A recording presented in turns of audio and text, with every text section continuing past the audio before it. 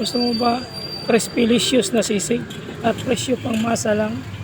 Abot kaya sa bulsa. Lalo na sa mga estudyante na boarding dito sa UWL. 75 pesos lang per serving ang bawat sisig. Siya yung tagaluto ng special sisig-licious dito sa Bustillos na mahihain na tagaluto. Kaya ngayon, umpisa na natin pagluto. Sinama-sama na margarine, sibuyas, sili, at saka yung pork crispy sisig ang sinabay-sabay sa pagluto ni Jan ang chip sa pagluto ng sisig. So, tingnan natin guys hanggang sa huli kung paano niya pagluto o pagproseso sa crispy, delicious na sisig. At tinatanong ko siya kung ilang order Yung makasya dyan. sa kanya. Yan yung makasya dyan. Order.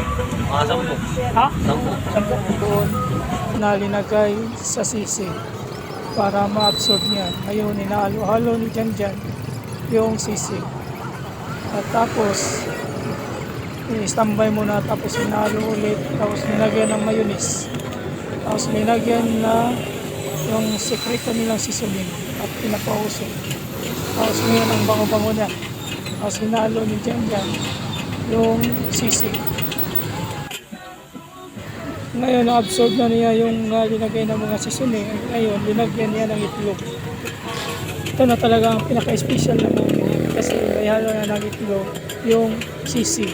At ngayon, hintay na lang tayo na maluto yung itlog para sa serving. At hintay pa more para sa maluto na yung itlog. At maya-maya, maluto na ito para sa serving. Ngayon, hinalo-halo na, binabaliktad-baliktad ang itlog para maluto na asin.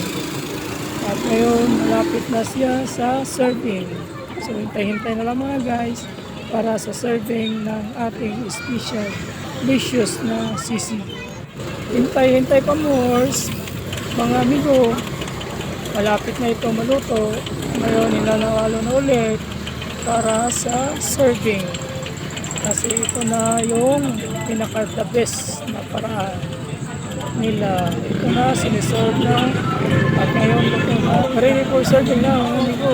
Ang sisig delicious. At matagpuan lang po ito sa harap ng dalawang simbahan dito sa Bustillos, Sampaloc, Manila.